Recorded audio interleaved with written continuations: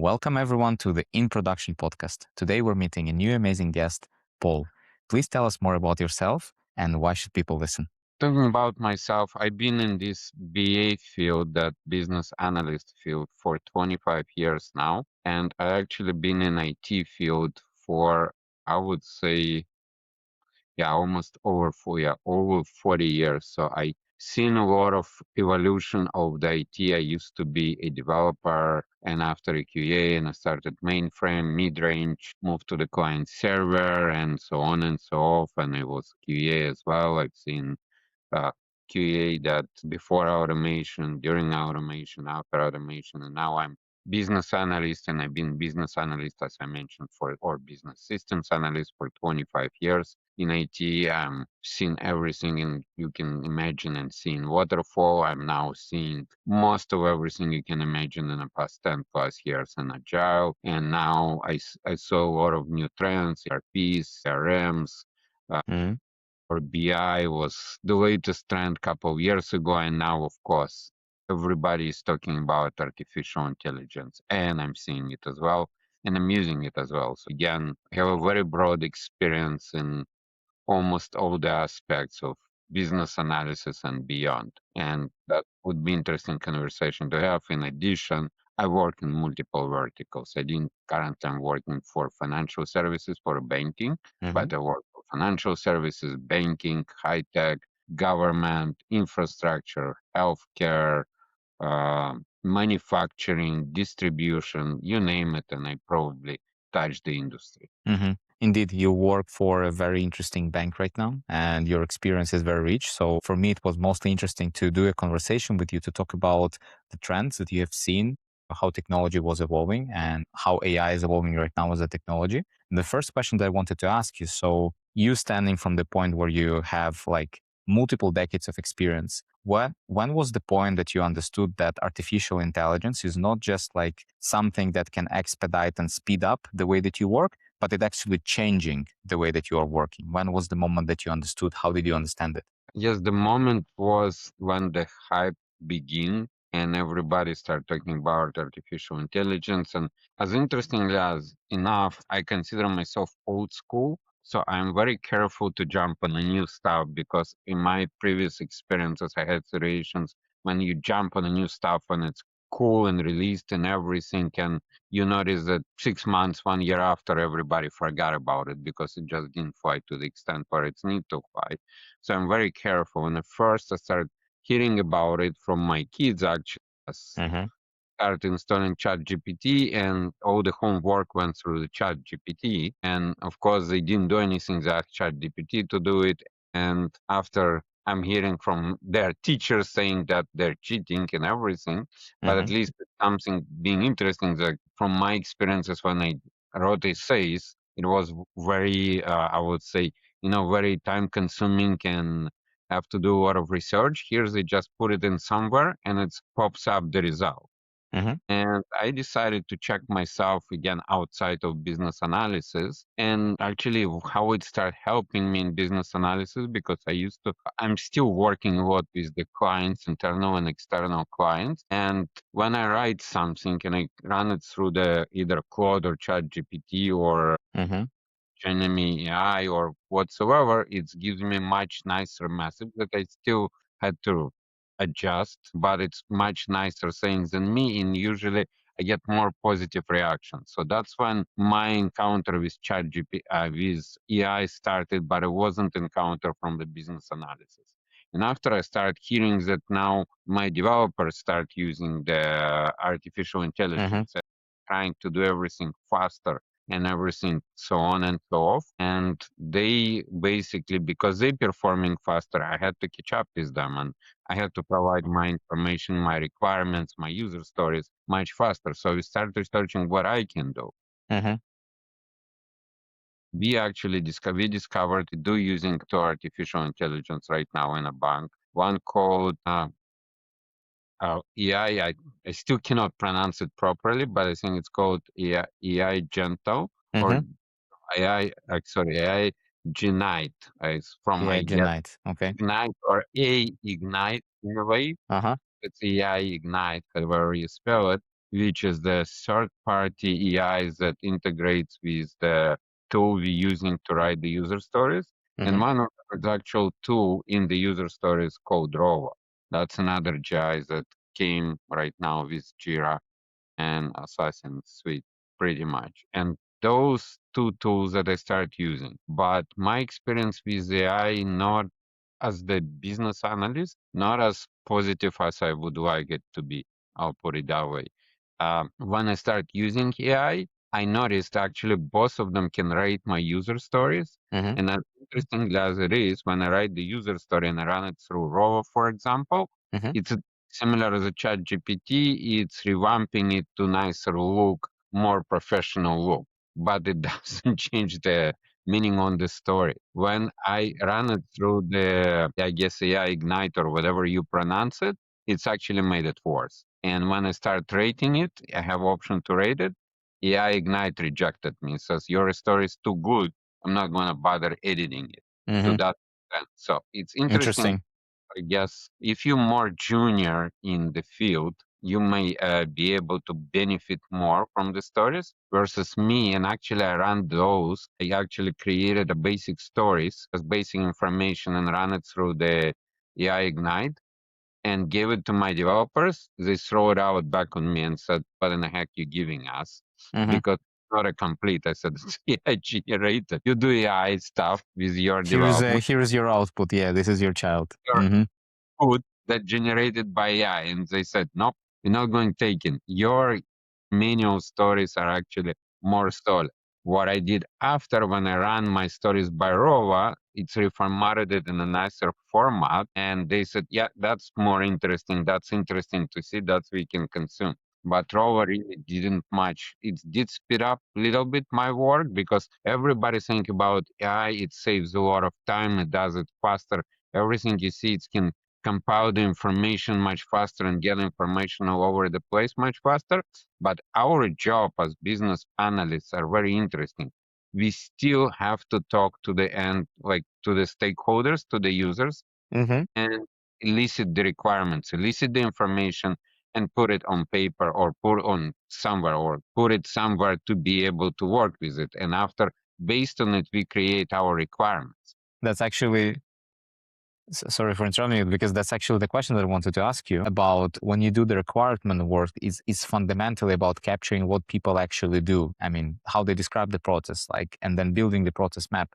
Does AI help you anyhow with that? Or It AI just completely misses creating the process? It does, but very little. So when I'm eliciting requirements, usually if it's not in person, if it's through virtual, like Microsoft Teams has a AI component in it. Hmm. So it try to capture the notes of the meeting via AI. Even I'm still recording it. I'm like, we record today. I still record meetings with my stakeholders, Hmm. but I be able with AI, it's also trying to do the translation of it or capturing what was discussed with AI notes. So that helps me to speed up my work, but it's a very small part of doing that. Quite Hmm. often I have to review the videos anyway to be able to capture details that AI still didn't capture or didn't put it properly or did not finalize. So it does help Hmm. from that perspective, but it's not yet smart enough where I can come up with something like come to the stakeholder with, I don't know, let's say the digital recorder AI based, turn it on, interview, and after connected to the computer or something like that, and it speeds up the user story or requirement. Hmm. Did you Nothing like that I have not. I don't want to say has not exist. Maybe it does, but I have not seen yet. did So you ever think about, like, I don't know, when you talk with the user, that's one way for getting information, but you can also observe. Did you ever think about, and there's multiple companies, big, small ones, startups, everybody that is trying to do observance layer that just collects information at the endpoint as the user is working. Did you ever explore AI in that use case? Or you still do it the way that it should be done, like the way that you used to do? majority is the use I used to do because observing a user like a job shadowing and everything, and even using AI for it, it's good to see how they perform now and where their constraints are that we can improve on. Mm-hmm. But how do you know what really user wants when you develop it and what they don't want and how they want to see it? Unless you have some kind of conversations, drawing with them, or some kind of interaction, you won't be able to know it. Nobody will be able to know it because they need to tell you. It's a same thing when you building something. You go, let's say, to the hardware store because you decide to build a shack on your backyard. Let's say you Mm-hmm. need a certain tool. You can go and look for it, but eventually you probably will come to the representative and ask them where I can find it. I'm looking for these specific screws or that specific wool or something like that. I can't really find it. So you will strike the interaction. The same thing applies for me. When I'm eliciting requirements, I have to strike some kind of conversation, even through email or so on. Mm-hmm. With mail, I may be able to run it through AI and it may give me hints there, but it's still an interaction that I have to drive. So I haven't seen yet in my life, and I know for specifically for business analysis, that the AI tool is extremely new. Where it's a more advanced for development and QA, the AI for business analysis is still new for that specific reason, because interaction is still required. Either it's a physical interaction or it's through emails or so on, to Mm-hmm. be able to capture the requirement to translate them to the stories that development can develop and QA can test it. Okay. And for that reason, AI is a helper, not a driver. I think a lot of people in the audience are also dealing with, because a lot of folks in the audience are from highly regulated industries. So, like banking, insurance, healthcare, and others. And you also from the bank. And I know that your requirements, they feed into compliance reviews, audit trails, governance sign-offs. You always need to be on top of your game to show why a specific decision was made and how that does it follow the regulation. How do you, and if you do, how do you use AI in that workflow without introducing like additional risk? So that's where actually AI helps the most, or in my experience, the most that I've seen Mhm. is exactly in these components, because this is AI not related business analysis. It is a AI agents pretty much that build that can scan the document and basically provide the outcome saying if it's compliant according to certain rules of compliance. And actually Mhm. I was a little bit involved even in compiling and creating something like that, the AI tool, where it's not just my requirement, but it's a document created internally for the could be customer or users, not necessarily by the IT, where they scanned and they check if it's compliant. And AI is much faster catching it versus the human eye, because AI can quickly see all the requirements that or all the mandatory stuff that needs to be included in that, Mhm. whatever it's government restrictions or so on, and can highlight it very quickly. It's a compliant with it. So there, I would say when it's reviewing the documents, it's one of the better tools to apply AI, because AI can speed out and say, well, you're not compliant here, here, and here. Mhm. But even so, for my internal user stories, it's important. But it's important when the end result is kind of provided to see if we have a compliance. Let's say we have accessibility. Our application is comply to the accessibility, a government accessibility option, meaning somebody who is blind can use it and it Mhm. will speak to that user. So that's Okay. something we get that AI helps a lot. That's one of the small areas. And it gives me the feel that still AI is very good at, let's say, collecting and analyzing small pieces of information and then bringing you a summary, but then you still make a decision. Like it's very important that the human makes the decision and AI just handles the part that takes humans a lot of time, which is coming up with information to make a decision from. Yeah, it's in a compliance perspective, yes. Like for example, if I'm like just was I guess IA Ignite or whatever you pronounce that, I Ignite or I Hmm. Ignite tool when I was using it, and it's actually not just mine. Many largest complaints or the people, whatever I create the specification and you have a user story or requirement, business requirements, and it's especially front end requirement, or I need to include the diagram, whatever I build it in inside the story and I run it through, or I'm trying to build that story with that tool, I ignite, uh, it unfortunately strips any diagrams. Hmm. from the story itself or any screenshots and requests that I added as the attachment. And when I give it to developers, they have a hard time because they have to go to attachment all the time. They're not sure of their own right attachment while working on a certain requirement. Hmm. And actually, as funny as it sounds, it's made their life harder and slow them down. Interesting. Do you Or I have have to go and manually insert them back after it's basically reviews my story. cases from your own requirement work where AI always fails? Like you tried multiple times, it always failed. So now you know, okay, I have to do this part always manually because AI is not doing anything. It will make things worse, like in this Yeah, example you that's said. the example of the front end development. That's the one I gave Mm, beside just attachments mhm, because it does not understand when I create a story for front end and I work with designers and designers, by the way, they don't use AI yet. They only use all the manual tools. And I basically get the screen and I'm describing fields on the screen and I'm saying if you enter this, you do that and this and that mhm, because that AI strips the field it does not stop understanding what I'm really talking about. And when it reformats it, and I look on the story and I'm like, what it's talking about now? It's mhm, completely lost the concept because it doesn't know, like a human being. I can explain, okay, here is the screen, here is the field, you enter certain information, you have a cancel button or enter button, and so on.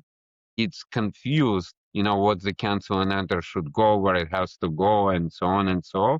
So I had a lot of situations where it's made it worse. With Rovo, it's a little bit better because it's a built-in inside Jira, which is primary tools we use to create user stories. mhm. It's smart enough not to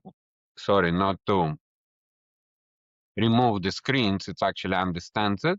And as I mentioned before, it's mostly doing the reformatting or a better, if you will, better approach how the story is presented, may reward something, Mhm. but it's not really making the core of the story better. But at least it doesn't make it worse. What would you say to another business analyst who is curious about bringing AI to their workflow? What would you realistically say to them or advise? Because there's so many hype right now about AI, and people can jump into all sorts of different things that may not be very good for them or for the workflow. What would you say? What would you recommend? I would tell them first before jumping in it, think how it would apply to your work. And will give you a very interesting example. Like today, you go on any social media, and an example I see in a Facebook, it's keep propping me. It's always have the commercials or sponsors ad for a certain AI where it shows very realistic AI generated story. When the person got hired, they have same experience like me, same age like me, Mhm, but they're falling behind because they used to do everything manual and ChatGPT doesn't work for them, and a younger person does it much faster and they ask the advice how they did it and says like I took that, I think it's called Cursive. I took that training and now I produce reports much faster, serious mhm, produce report and so and I look on it and I was thinking of taking it and I said, yeah, it sounds good, very interesting AI. And after I basically pull back myself and I says, what in it for me? How I can use it? Am I generating any sales reports or production reports or anything like that? It's very good selling point, but mhm, how it applies to me. So the same thing I'll say to any BI when to any BA, sorry, when he sees AI and says, "Oh, I have to learn AI. I have to learn AI." I lost a few colleagues who left company where I am and mhm, went to the companies that heavily promoting AI to work with AI. How it will benefit your work? Can it benefit your work? How much it can benefit? And as I mentioned, in my case, I'm working with two AI tools mhm, and even my management came to a realization that if it improves anything, it improves my performance by no more than 25%. 75% still I don't want to say manual work, but still my work that I have to do that they cannot replace me with. Yeah, I still not there in my field. mhm, Maybe later on it is, but interestingly enough, I attend a lot of different BA forums, internet and outside. and a lot of them talk about AI in BA world as well. And they all coming to one conclusion that no matter where you will be 10, 15 years from now, you will need a BA in one form or another. The BA position not going away. They saying that developer may go away, but you still need senior developer to validate. Yeah. QA may go away, but you need a senior QA to validate. But a BA is not, maybe more responsibilities, but it's not going away. AI will, again, as I gave examples before, haven't seen yet AI unless I guess companies start buying, I don't know, the 40, 50,000, those robot systems that I can see from Elon Musk and everything. Hmm. Something like that happens, I don't see how the like eliciting requirements through the human interaction, is it physical or by email or by anything, could be replaced. Mm-hmm. Maybe by email I can see, but I'll be honest with you, all the stakeholders very busy and they're always preoccupied. So even AI sends them a mail or any message, there's somebody on the other end has to reply. Via email, usually it takes longer because they're busy with other stuff or a text message or a message or whatsoever, Mm-hmm. Teams. So they have to wait until they get results. And as a human, I can follow up and I can pick up the phone and say, hey, I sent you email 2 days ago. You haven't replied. What happened? Would AI be able to do it? And, Mm-hmm. call that person and say, hey, you didn't reply to me. I'm waiting because I need to create specification. So as you can see, a lot of human interaction still Needs exists to be there. Yeah. to be done, and how you going, again, unless as I mentioned, the Elon Musk robots that he proposed going to come and play and doing this job, I really don't foresee replacing a business analyst as a human being and eliciting requirements from the human being by the machine. You also mentioned a very interesting topic in this previous reply, that some people they leave for companies that have AI policies or they're in AI space. It's very interesting because from where you sit inside the bank, like I know you guys are also very active in like replacing the core platform and very serious about AI programs. And like you told, you have two tools that you're using like on day to day that are AI tools. I'm curious, what do you see happening between business trying to understand how it should position itself in new AI world? Because you see that some businesses, they start being very AI heavy. Like they can start saying that we always had AI, even though AI is just like a new thing and they just brought it in inside. But they're like, yes, we're AI native. So how do you see businesses having all these AI policies and then what actually happens on the ground? How people are actually using AI? Does anything change for people whenever you join an organization that is like very AI native and AI heavy? Could it be that in real life you don't even use any AI and then just like marketing? I think it's both. It's a marketing tool as well because it's now very popular, but you cannot just market it doesn't do anything. So it Mm-hmm.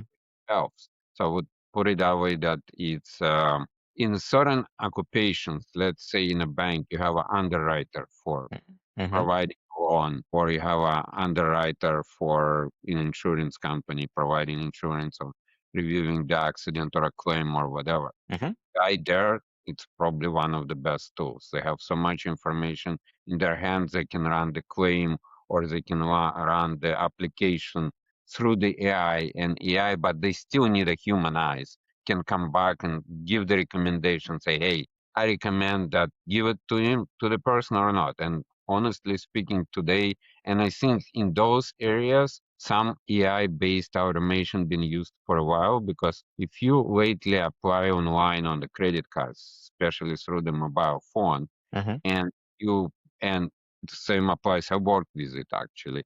I work on the onboarding, customer onboarding to create the account and not credit card application, but create account. And Mm-hmm. if it goes smoothly through the onboarding, the uh, system is capable right away validate you when you're applying on a credit card, do the quick validation, comparing thank you is you, and it's basically you do the selfie, your driver license scan, and it's smart enough in a way, and it Mm-hmm. can say, okay, that's a person. I checked all the, check the internet for that, the credit score, the, how, other banks, how his spending habits and everything, and I can recommend approve and even what's limit to be approved. Mm-hmm. That I've seen on my own experience, and I've seen it with underwriters and everything. And yeah, that speeds their work much faster versus, somebody, you submit the application and you have tons of workers who manually check the application, check this guy and everything. Mm-hmm. Versus AI just giving recommendation, he looks at recommendation, fine, perfect. In this case, in those type of work, or you need to produce report on the performance or a possibility of sales or anything like that. Yeah, their AI is amazing. For me, maybe, the process flow, if I run it, like for me, I have to have something already done, Mm-hmm. even not maybe very raw, to run it through AI and see recommendations. And even so, it's not an end product. I still need to finish the product. It may Mm-hmm. give me better ideas and better Mm-hmm. recommendation, but it's not exactly a finished product or almost finished. It will save me, as I mentioned, up to 25% of the time. So it depends on the company and where they use it. Again, it comes back to everything when everybody was saying, oh, BI tool. Everybody have to use BI. In certain areas helps. It goes in the database and its data collection is there amazing and it's good. But where do you need it? Where you don't need it? Mm-hmm. So it's all, is it buzzword or they really using it? Interesting. I'm curious as the last question for the end. When AI helps you in 25% of your work, did you start valuing and appreciating that 75% of work that cannot be automated? Did you start appreciating it more? Yes, I did. It's interestingly enough because everybody, and it's a general, and I would say unofficial sense of all the employees that they're afraid the AI going to replace them eventually one way or another, Mm-hmm. and pretty soon. And some getting replaced. Don't get me wrong. The example with underwriters and everything, you don't need junior underwriters anymore. Mm-hmm. Again, think back to that situation where, and it may become an unfortunate too that the AI tools be able to do development. You may not even so need the junior developers. And if you only left with seniors, how are the juniors going to grow to seniors? So it's a kind of catch 22 in some way. In that situation, they scared that it's a real situation where they're getting replaced. In my situation, I appreciate it more because I see in my field, at least for now, they cannot replace us Mm-hmm. because they cannot cover even 75 or 50% of our work. Mm-hmm. Unless probably the person is junior and still learning, but even so, they still need to do their work. So Mm-hmm. that's more appreciation of me that I don't want to say I'm smarter than AI, but when I run my handwritten user stories by AI and they have a percentage, how well it's written, always over 90%. Mm-hmm. When I take the raw information I collected and run through AI, as I mentioned, the I ignite or I ignite, whatever you call it, Mm-hmm. and it Slower. speeds by the info for me, the user story for me to work with. I barely seen it over 75%. That's just the difference. And over 90%, it's considered not better, not to touch, not to edit, not to do anything. Mm-hmm. Hope that everything works out and everybody who lost the job, they find a new job, a better job, and everybody who is in their job and they understand that AI cannot do it, it means they are really valuable. So thank you so much for finding the time to have a conversation today and tell us more about all of this and your experience from the past and from today. When anybody from the audience wants to get in touch with you, what would be the best way to get in contact? My LinkedIn profile, I would recommend the LinkedIn, and I'm hoping to post that podcast on my LinkedIn profile as well. So it's the best way as you approached me. Mhm. So find me on LinkedIn and approach me through LinkedIn. Show notes, and anybody watching this on LinkedIn, here you go. This is your chance to talk with Paul.